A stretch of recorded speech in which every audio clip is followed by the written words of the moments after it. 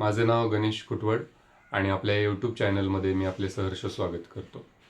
आजचा video special असणार आहे कारण आजच्या व्हिडिओमध्ये आपण इयत्ता चौथीच्या राजा शिवछत्रपती या पुस्तकाविषयी चर्चा करणार आहोत.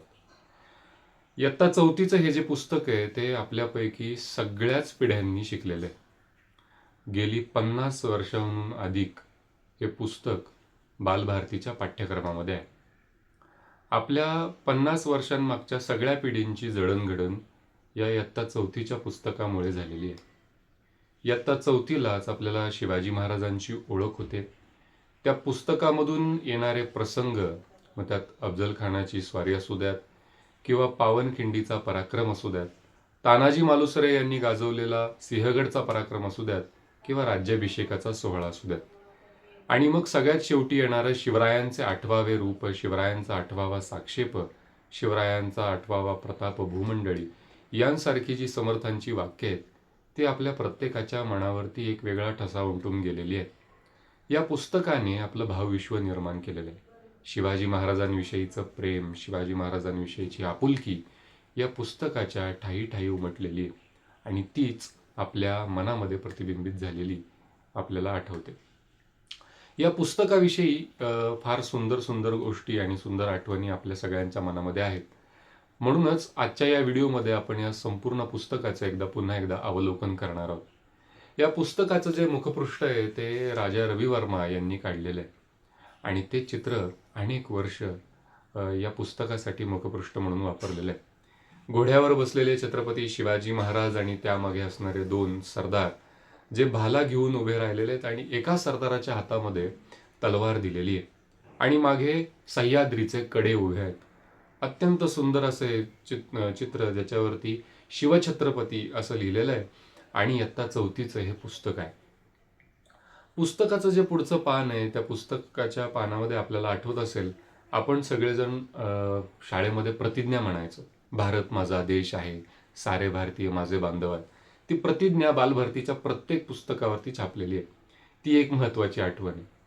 त्यानंतर पुढे ती म्हणजे अनुक्रमणिका आणि अनुक्रमणिकेमध्ये आपल्याला दिसतं इतिहास आणि नागरिकशास्त्राचं 2 विभाग आणि इतिहासाच्या विभागामध्ये आपल्याला पहिला धडा दिसतो तो म्हणजे शिवजन्मापूर्वीचा महाराष्ट्र आणि मग पुढच्याच पानावरती येतो तो म्हणजे मराठी राज्याचा किंवा मराठा राज्याचा किंवा हिंदवी स्वराज्याचा नकाशा. हा नकाशा बघा, वर साल्हेर किल्ल्यापासून ते खाली भुवनगिरी किल्ल्यापर्यंत हा सगळा शिवाजी महाराजांनी हिंदवी स्वराज्याचा डोलारा वाढवलेला आपल्याला दिसून येतो. कर्नाटकामध्ये ज्यावेळी त्यांनी दक्षिण दिग्विजयाची स्वारी केली त्यावेळी त्यांनी हा तंजावरपर्यंतचा प्रदेश काबीज केलेला होता. जिंजीपर्यंत त्यांनी स्वतःचं राज्य हे प्रस्थापित केलं आणि जिंजीपर्यंत राज्य प्रस्थापित करण्याचा शिवाजीराजांना काय फायदा झाला हा एक वेगळा अभ्यासाचा संशोधनाचा विषय. विचार करा, औरंगजेब ज्यावेळी 25 वर्ष महाराष्ट्रामध्ये होता त्यावेळी या महाराष्ट्रामधलं स्वराज्य टिकवणं फार अवघड होऊन बसलं होतं. सगळे गडकिल्ले हे जिंकण्यासाठी औरंगजेब टपून बसला होता आणि त्यांनी प्रचंड मोठ्या प्रमाणात पैसा, सैन्य त्याच्यासाठी खर्ची पाडलं होतं. अशा वेळी राजाराम राजे महाराष्ट्र सोडून जिंजीमध्ये येतात आणि 8 वर्ष जिंजीमधून कारभार करतात. मराठ्यांचं राज्य जे राहिलं, टिकलं आणि पुढं वाढलं त्याचं कारण या 8 वर्षांमध्ये जिंजी जर का नसते तर आपलं स्वराज्य टिकलं नसतं. त्यामुळे शिवाजी महाराजांची दूरदृष्टी फार महत्त्वाची आहे. शिवाजी महाराज म्हणायचे की दख्खनीयांची पातशाही ही दख्खनीयांच्या हाती राहणे सगळ्यात जास्त गरजेचं आहे. म्हणजे दक्षिण महाराष्ट्र किंवा दक्षिण भारत जो आहे त्या भारतामधली जी काही राज्य आहेत ती दख्खनीयांच्याच हाती, म्हणजे दक्षिण महाराष्ट्रातल्या दक्षिण देशातल्याच लोकांच्या हाती असणं सगळ्यात जास्त गरजेचं आहे. उत्तरेचा आधिपत्य किंवा उत्तरेचा डॉमिनन्स आम्हाला नको. आणि त्या दृष्टिकोनातून शिवाजी महाराजांनी कर्नाटकाची स्वारी केली, दक्षिण दिग्विजयाची स्वारी केली. एका पत्रामध्ये तर त्यांना न्यू लॉर्ड ऑफ कर्नाटका असं म्हटलेलं आहे. त्यामुळे हा जो नकाशा आहे हा फार महत्त्वाचा आहे. आता आपण ज्यावेळी चौथीत असतो त्यावेळी या नकाशाविषयी आपण आनंदाने बघतो, पण या नकाशामागचं जे काही जिओ पॉलिटिक्स आहे ते आपल्याला त्या वयामध्ये माहीत नसतं. तर विजापूरचा जो काही सगळा प्रदेश आहे तो प्रदेश या शिवाजी महाराजांच्या स्वराज्यामध्ये पण येत होता आणि मुघलांचा जो काही प्रदेश आहे त्याच्यासोबत पण शिवाजी महाराजांच्या स्वराज्याच्या सीमा भिडलेल्या होत्या. त्यामुळे एकीकडे विजापूरची आदिलशाही आणि दुसरीकडे मुघलांची मोगलशाही या दोन्ही सत्तांना बाजूला सारत शिवाजी महाराजांनी स्वतःचं स्वराज्य उभं केलेलं आपल्याला दिसतं. हा नकाशा फार महत्त्वाचा आहे. शिवाजी महाराजांनी वयाच्या 16व्या वर्षी स्वराज्याची शपथ घेतली किंवा स्वराज्याच्या कार्याला सुरुवात केली आणि वयवर्ष अवघ्या 44व्या वर्षी त्यांनी त्यांचं स्वप्न पूर्ण केलं. त्यामुळे खूप कमी काळामध्ये एका माणसाने राज्याची निर्मिती करणं, ते वाढवणं, वृद्धिंगत करणं, आपलं वर्चस्व प्रस्थापित करणं ही इतिहासातली एक अमूल्य अशी घटना आहे. त्यामुळे शिवाजी महाराजांच्या इतिहासाला आपल्या महाराष्ट्रीयांच्या मनामध्ये इतकं महत्त्वाचं स्थान आहे. आणि त्यानंतर मग पुढचं जे पान येतं त्याच्यामध्ये आपण बघतो की पंडित जवाहरलाल नेहरू यांनी शिवाजी महाराजांविषयी काय म्हटलंय याचं एक सुंदर शब्दचित्र त्या ठिकाणी रेखाटलेलं आहे. शिवाजी महाराज हे केवळ महाराष्ट्राचेच नव्हते, तर ते साऱ्या राष्ट्राचे होते. त्यांनी थोर तत्ववेत्यांच्या शिकवणीतून स्फूर्ती घेतली होती. वैयक्तिक महत्वाकांक्षेतून केवळ स्वतःसाठी राज्य स्थापन करण्याची त्यांना इच्छा नव्हती. तत्कालीन राज्य पद्धतींच्या गुणावगुणांचा त्यांनी अभ्यास केला आणि त्यातून आपले विशिष्ट धोरण व राज्यव्यवस्था यांची आखणी केली. महाराज स्वतः धर्मनिष्ठ हिंदू होते, तसेच इतर धर्मांविषयी त्यांची भावना सहिष्णुतेची होती. इतर धर्मियांच्या पूज्य स्थानांसाठी त्यांनी इनामे दिली. शिवाजी महाराज एक थोर सेनानी होते. स्वातंत्र्य रक्षणासाठी आरमाराची आवश्यकता आणि महत्त्व त्यांना पटले होते. इंग्रज व डच यांच्या आक्रमणापासून संरक्षण करण्यासाठी त्यांनी प्रबळ आरमार उभारले. प्रतापगड किल्ल्याच्या बांधणीत त्यांची युद्धशास्त्रातील निपुणता दिसून येते. शिवाजी महाराजांचे आपल्या देशावर फार प्रेम होते आणि मानवी सद्गुणांचे ते साक्षात प्रतीक होते. इतक्या सुंदर शब्दांमध्ये पंडित जवाहरलाल नेहरू यांनी छत्रपती शिवाजी महाराजांचं वर्णन केलेलं आहे. यानंतर मग पुढचं जे चित्र आपल्याला दिसतं ते मीर मोहम्मद या शिवकालीन चित्रकाराने काढलेले शिवाजी महाराजांचे चित्र आहे. आता हे जे चित्र आहे ते मुघल शैलीतलं चित्र आहे आणि या मुघल शैलीतलं चित्र असल्यामुळे तुम्ही ते लगेच ओळखू शकता. आता ह्या चित्रामध्ये असणाऱ्या ज्या पगड्या आहेत सरदारांच्या, सैनिकांच्या, त्या सगळ्या पगड्या ह्या मुघल धाटणीच्या आहेत, मुघली पद्धतीच्या आहेत. त्याच्यामध्ये महाराष्ट्रीय पगडी आपल्याला दिसून येणार नाही. त्यामुळं हे आपल्याला सहज ओळखता येतं की याच्यामध्ये असणाऱ्या हे जे चित्र आहे ते मुघल शैलीतलं चित्र आहे, जे शिवाजी महाराजांचं चित्र आहे. अत्यंत सुंदर रुबाबदार असे घोड्यावर बसलेले छत्रपती शिवाजी महाराज, हातामध्ये दानपट्टा, त्यानंतर त्यांचा अंगरखा बघा किती भरजरी, आणि सजवलेल्या घोड्यावरती ते बसलेले आहेत आणि त्यांच्यासोबत त्यांचं सैन्य, सरदार हे सगळेजण त्यांच्यासोबत चाललेले आहेत. अत्यंत सुंदर हे चित्र मोगली इतिहासकारांनी किंवा मोगल दरबाराने हे काढून ठेवल्यामुळं आपल्याला शिवाजी महाराजांचं हे चित्र पाहायला मिळाले. त्यानंतर जो पहिला धडा आपल्याला बघायला मिळतो तो म्हणजे शिवजन्मापूर्वीचा महाराष्ट्र.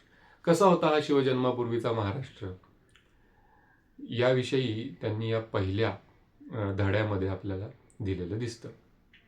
त्यांनी लिहिलंय की महाराष्ट्रात ठिकठिकाणी देशमुख, देशपांडे इत्यादी वतनदार होते, पण रयतेकडे त्यांचे लक्ष नव्हते. देशावर त्यांचे प्रेम नव्हते, प्रेम होते फक्त वतनावर. जहागिरीवर वतनासाठी ते एकमेकांशी भांडत, आपापसात लढत, त्यात रयतेचे खूप हाल होत. या साऱ्या गोष्टींमुळे रयत त्रासून गेली. सगळीकडे अंधाधुंदी माजली होती. शिवाजी महाराजांनी हे सगळे पाहिले. रयतेला सुखी करण्यासाठी स्वराज्य स्थापनेचे पवित्र कार्य त्यांनी हाती घेतले. बंडखोर वतनदारांना त्यांनी वठणीवर आणले. स्वराज्याच्या कामी त्यांचा उपयोग करून घेतला. तसेच रयतेवर अन्याय करणाऱ्या सत्तांशी शिवाजी महाराजांनी झुंज दिली. जुलमी राजवटींचा पराभव केला. न्यायाचे हिंदवी स्वराज्यच त्यांनी स्थापन केले. हे स्वराज्य सर्व जाती धर्मांच्या लोकांसाठी होते. स्वराज्यात कोणताही भेदभाव नव्हता. शिवाजी महाराजांनी स्वराज्यात हिंदू, मुस्लिम असा कोणताच भेदभाव केला नाही. सर्व धर्मातील साधू संतांचा त्यांनी सन्मान केला. अशी ही महाराजांची थोर कामगिरी पाहिली की आपल्याला प्रेरणा मिळते, स्फूर्ती मिळते. शिवाजी महाराजांपूर्वी सुमारे 300-400 वर्ष महाराष्ट्रामध्ये अनेक संत होऊन गेले. त्यांनी केलेल्या कामगिरीचा शिवाजी महाराजांना स्वराज्य स्थापनेच्या कामी उपयोग झाला. संतांची ती कामगिरी आपण पुढील पाठात पाहूया. आता मग त्यानंतर आपल्याला पुढचा धडा जो येतो तो म्हणजे संतांची कामगिरी. हा फार सुंदर धडा होता. म्हणजे या धड्यामध्ये आपल्याला स्वामी चक्रधरांपासून ते ज्ञानेश्वर, मग त्यानंतर नामदेव, त्यानंतर एकनाथ, तुकाराम, रामदास या सगळ्यांची अत्यंत सुंदर ओळख करून दिली गेलेली आहे. हा धडा माझा सगळ्यात जास्त आवडीचा धडा होता. या धड्यामध्ये श्री चक्रधरांविषयी फार सुंदर माहिती दिलेली आहे. आता शिवाजी महाराजांच्या पूर्वी जवळजवळ 400 वर्ष आधी महाराष्ट्रामध्ये जी संत परंपरा नांदत होती, वारकरी संप्रदाय जो निर्माण झाला, त्या वारकरी संप्रदायाविषयी माहिती घेणं फार महत्त्वाचं ठरतं. कारण वारकरी संप्रदायाचं जे महत्त्व आहे ते अधोरेखित करण्याचं जे सगळ्यात महत्त्वाचं काम केलं ते म्हणजे न्यायमूर्ती महादेव गोविंद रानडे यांनी. न्यायमूर्ती महादेव गोविंद रानडे यांनी राईज ऑफ मराठा पॉवर नावाचा ग्रंथ लिहिला आणि त्या ग्रंथामध्ये त्यांनी संतांनी जी कामगिरी केली महाराष्ट्रामध्ये, ज्याचा उपयोग शिवाजी महाराजांना झाला, त्या कामगिरीविषयी सगळ्यांचं लक्ष वेधलेलं आहे. आता त्याच्यामध्ये स्वामी चक्रधरांपासून ते ज्ञानेश्वर, नामदेव, त्यानंतर एकनाथ, मग तुकाराम, समर्थ रामदास यांनी इथल्या जनतेमध्ये वैचारिक प्रबोधनाचं काम केलं, भक्ती परंपरेचं काम केलं किंवा भक्तीच्या प्रसाराचं काम केलं. त्याच्यामुळे एक आध्यात्मिक स्वातंत्र्य इथल्या लोकांना लाभत होतं, अशी मांडणी न्यायमूर्ती रानडे यांनी त्यांच्या ग्रंथामध्ये केलेली आपल्याला दिसून येते. आता याच्यात त्यांनी श्री चक्रधरांविषयी आपल्याला या पुस्तकामध्ये काय म्हटले बघूयात. श्री चक्रधर स्वामी मूळ गुजरातमधील एक राजपुत्र होते. वैराग्य वृत्ती धारण करून ते महाराष्ट्रात आले. येथे भ्रमण करीत असता त्यांनी समतेचा उपदेश केला. त्यांना स्त्री पुरुष जातीपाती हे भेदभाव मान्य नव्हते, त्यामुळे त्यांना अनेक स्त्री पुरुष अनुयायी मिळाले. त्यांनी स्थापन केलेल्या पंथास महानुभव पंथ असे म्हणतात. श्री चक्रधर स्वामींच्या आठवणींचा संग्रह म्हणजे लीळाचरित्र हा ग्रंथ होय. श्री चक्रधरांनी त्या काळामध्ये बऱ्याचशा पुरोगामी भूमिका आपल्याला घेतलेल्या दिसतात. स्त्रियांना पाळी येणं हे विटाळ समजलं जात होतं, त्यांनी त्याला पूर्णपणे विरोध केला. स्त्रियांना पाळी येणं हे काही विटाळ नाही, अशी अशी आधुनिक भूमिका त्यांनी त्या काळामध्ये घेतलेली आपल्याला दिसून येते. लीळाचरित्र हा जो ग्रंथ आहे, त्या ग्रंथामध्ये चक्रधरांच्या लीळा फार सुंदर प्रमाणे मांडलेल्या आहेत.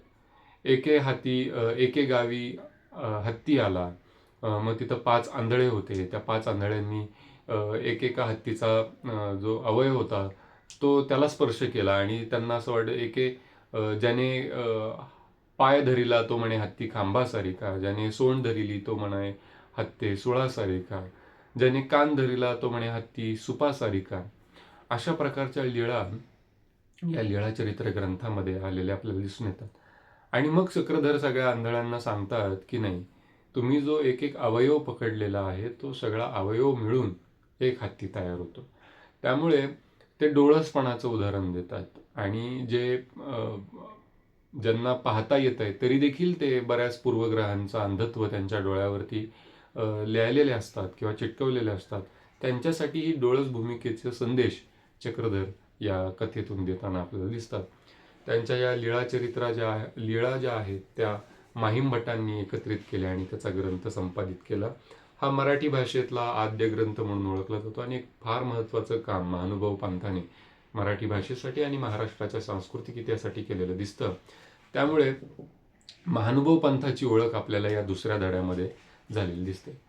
तिथून पुढे संत नामदेवांचं अत्यंत सुंदर चित्र जे वारीला जाताना आणि मागो विठोबा उभा असताना असं रेखाटलेलं आहे. त्याच्यामध्ये त्यांनी नामदेवांची फार सुंदर माहिती दिलेली आहे. संत नामदेव हे विठ्ठलाचे निस्सिम भक्त होते. ते नरसी गावाचे राहणारे होते.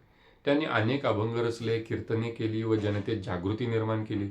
संत ज्ञानेश्वरांबरोबर ते महाराष्ट्रभर ठिकठिकाणी फिरले. लोकांना त्यांनी गाढ भक्तीची शिकवण दिली. धर्मरक्षणाचा व भक्ती मार्गाचा खंबीर निर्धार लोकांच्या मनात निर्माण केला. संत नामदेव पुढे भारतभर फिरले, पंजाबात गेले. तेथील लोकांनाही त्यांनी समतेचा संदेश दिला. हिंदी भाषेत पदे लिहिली. त्यांची काही पदे आजही शीख लोकांच्या गुरु ग्रंथ साहिब या धर्मग्रंथामध्ये पाहायला मिळतात. महाराष्ट्रात तर त्यांचे अभंग घराघरात मोठ्या भक्तिभावाने गायले जातात. त्यांचा एक फार सुंदर अभंग आहे जो विठ्ठलाच्या भक्तीविषयी किंवा विठ्ठलाच्या महत्तेविषयी आपल्याला सांगतो.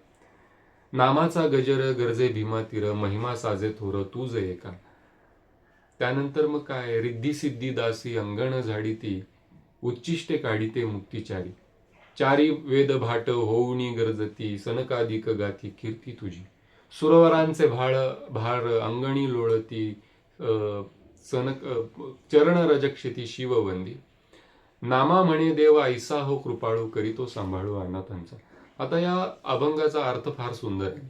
त्यांनी नामदेवांनी असं लिहिलंय की नामाचा गजर गरजे भीमा तीर, महिमा साजे थोर तू जय का. सगळीकडे तुझ्या नामाचा गजर पसरलेला आहे. इतकंच नाही तर रिद्धी सिद्धी दासी अंगण झाडीती.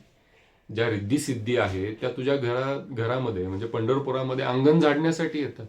उच्चिष्टे काढी ती मुक्तिचारी, जिथं 4 मुक्त्या उष्ट काढायला येतात, इतका तू मोठा आहेस. तिथून पुढे ते असं म्हणतात की सुरवरांचे भार अंगणी लोळती.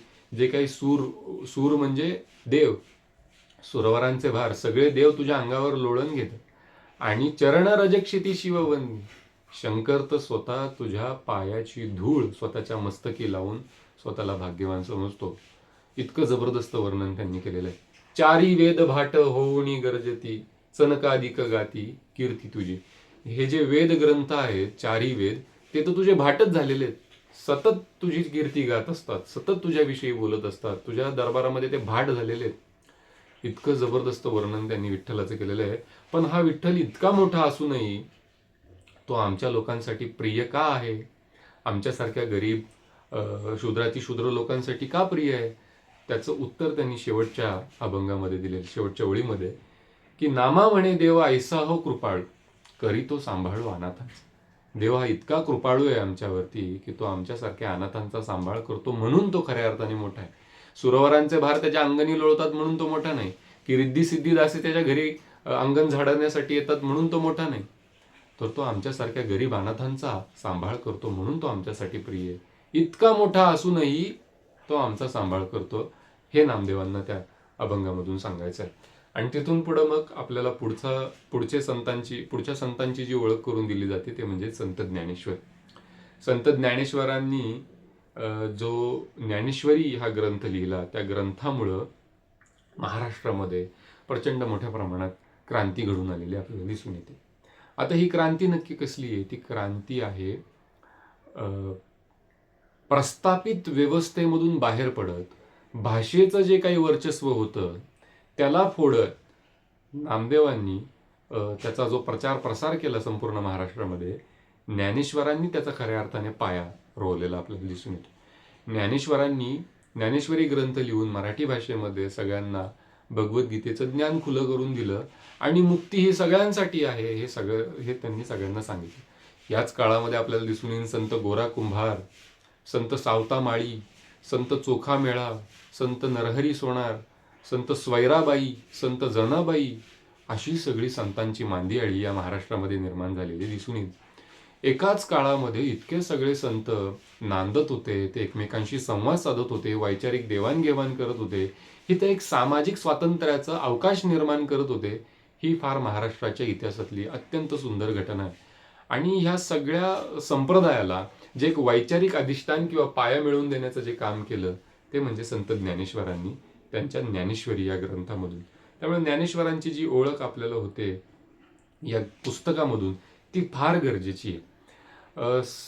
विनोबा भावेंनी संत ज्ञानेश्वरांना तर मराठी धर्माचे प्रेषित म्हटलेले, वारकरी संप्रदायाचे प्रेषित म्हटलेले. का? कारण पैगंबर म्हणजे जो पैगाम घेऊन येतो अशा प्रकारचं काम ज्ञानेश्वरांनी भगवद्गीतेच्या द्वारे केलेलं दिसतं किंवा ज्ञानेश्वरी ग्रंथाच्या द्वारे मराठी लोकांसाठी केलं, म्हणून विनोबा भावे त्यांना प्रेषित म्हणतात. आणि मग त्यानंतर जी आपल्याला पुढची ओळख होते ती म्हणजे संत एकनाथांची. संत एकनाथ हे ज्ञानेश्वरांच्या आणि नामदेवांच्या काळानंतर साधारण 100-150 वर्षांनी महाराष्ट्रात नांदत होते. संत नामदेव व संत ज्ञानेश्वर यांच्या कार्याची परंपरा संत एकनाथांनी पुढे चालवली. ते पैठणचे राहणारे, त्यांनी भक्ती मार्गाचा प्रसार केला. त्यांनी अनेक अभंग, ओव्या आणि भारुडे रचली. कोणत्याही उच्च नीच भाव मानू नका असा त्यांनी लोकांना उपदेश केला. भक्तीचा मोठेपणा त्यांनी लोकांना पटवला. गोरगरिबांना, मागासलेल्या लोकांना त्यांनी जवळ केले. इतकेच नाही तर मुक्या प्राण्यांना देखील त्यांनी दया केली. प्राणी मात्रांवर दया करा असा लोकांनाही त्यांनी संदेश दिला. संत एकनाथ जसे बोलत तसे वागत. तर संत एकनाथांची भारुडं फार महत्वाची आहे. एके दिवशी ती गोदावरी नदीवर स्नानाला निघाले होते.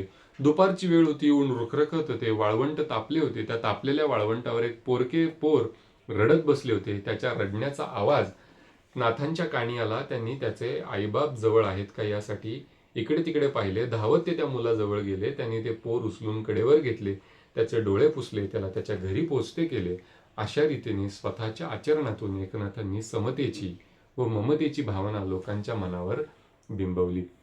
एक प्रकारे बालभारतीची ही पुस्तकं जी आहे ती आपल्याला ह्या संतांच्या कथांमधून, संतांच्या चरित्रामधून एक नव्या स्वरूपाची मूल्य किंवा वैश्विक मूल्य रुजवण्याची कामं त्या बालवयामध्ये आपल्या मनावरती करण्यासाठी प्रयत्न करत होती. हे मूल्य काय काय होती?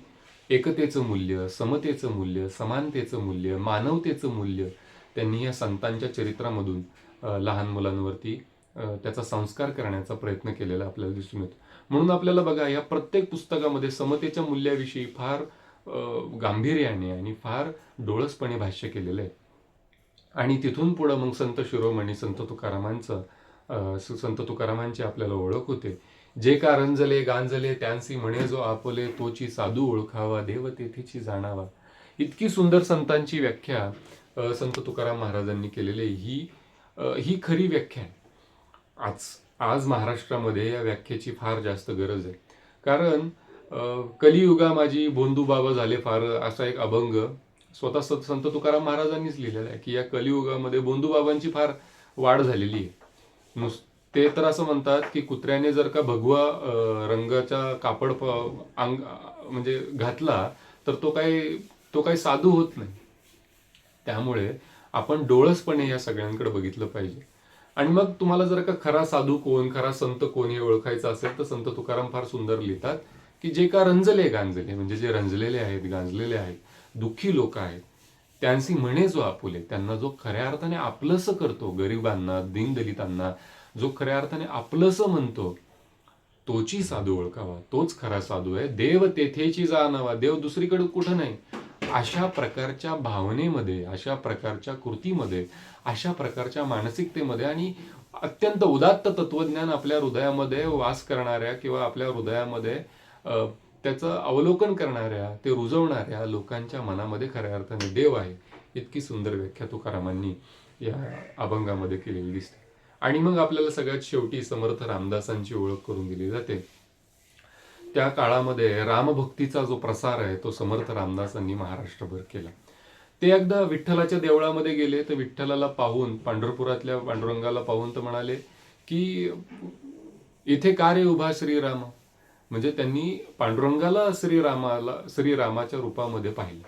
इतका सुंदर तो अभंग त्यांनी रचलेला. इथे का रे उभा श्रीरामा, मनमोहना मेघश्यामा. आणि मग त्यानंतर मग तुझे चाप बाण काय केले, कर कटेवरी ठेवले. तुझे चाप बाण कुठे गेले, तुझं धनुष्यबाण कुठे गेला, आता तू तर कमरेवरतीच हात ठेवलास. म्हणजे महाराष्ट्रातली ही जी अद्वैत भक्ती परंपरा जी आहे की प्रत्येक भगवंतामध्ये किंवा प्रत्येक देवतेमध्ये आपण वेगवेगळ्या आपलं आराध्य बघतो किंवा वेगवेगळ्या देवतेंची रूपं आपण एकाच देवतेमध्ये बघतो. ही जी एक अद्वैत भक्ती महाराष्ट्रामध्ये नांदलेली दिसते ती ह्या संत मंडळांच्या कार्यामध्ये मांडलेली दिसते किंवा ती प्रकट झालेली दिसते. मग रामदासांनी लिहिलेला दासबोध, त्यानंतर मनाचे श्लोक, या सगळ्या गोष्टींविषयी आपल्याला ह्याच्यामध्ये माहिती मिळते. आणि म्हणूनच हा जो शिवपूर्वकालीन महाराष्ट्राचा जो इतिहास आहे या पुस्तकामध्ये मांडलेला तो खऱ्या अर्थाने सार्थ ठरतो. कारण या संतांच्या माध्यमातून खूप चांगल्या प्रकारची मूल्य ही लहान मुलांवरती रुजवलेली आपल्याला दिसतात.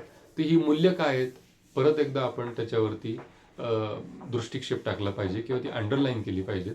समतेची मूल्य, स्वातंत्र्याची मूल्य, त्यानंतर मानवतेची मूल्य, प्रेमाची मूल्य, ही सगळी मूल्य या संतांच्या मधून आपल्याला मिळवता येतात. म्हणूनच आपल्याला बघा एकनाथांची कथा दिलेली आहे की त्यांनी त्या लहान मुलाच्या बाबतीत घेतलेली भूमिका प्रेमाची, ममतेची, समतेची, जातीभेद दूर करून या संतांनी महाराष्ट्रामध्ये कसं एक सामाजिक स्वातंत्र्य प्रस्थापित करण्याचा प्रयत्न केला हे आपल्याला या धड्यातून समजतं. ते आपल्या विद्यार्थ्यांच्या मनापर्यंत पोहोचवण्याचा बालभारती हा प्रयत्न करीत आहे. त्यामुळे ही पुस्तकं जी आहेत ती आपल्या मनावरती एक अमिट ठसा उमटवून गेलेली आहेत. आणि म्हणूनच खऱ्या अर्थाने महाराष्ट्राची जी एक पुरोगामी आणि स्वातंत्र्यप्रेमी अशी जी एक भूमिका राहिलेली आहे किंवा ओळख राहिलेली आहे ती ती अबाधित राहण्यासाठी या पुस्तकांची फार महत्त्वाची भूमिका असते. पाठ्यपुस्तकांमधून कुठल्या प्रकारची मूल्य रुजवली जातात हा एक महत्त्वाचा विषय असतो. तर आजच्या पुरता आपण इथेच थांबूयात. शिवपूर्वकालीन महाराष्ट्राचा इतिहास जाणून घेत असताना आणि राजा शिवाजी हे पुस्तक बघत असताना त्या पुस्तकामधले 2 धडे आपण आवर्जून पाहिले. शिवपूर्वकालीन महाराष्ट्राचा एक आपण आढावा घेतला. आता इथून पुढच्या धड्यांमध्ये आपण भोसले घराणे आणि मग पुढे येणारं शिवाजी महाराजांचं लहानपण या सगळ्यांविषयी जाणून घेणार आहोत. त्यामुळे हा आपला यूट्यूब चॅनल नक्की बघत राहा, सबस्क्राईब करा, लाईक करा आणि पुढच्या व्हिडिओसाठी आपण नक्कीच भेटूयात. मनःपूर्वक धन्यवाद.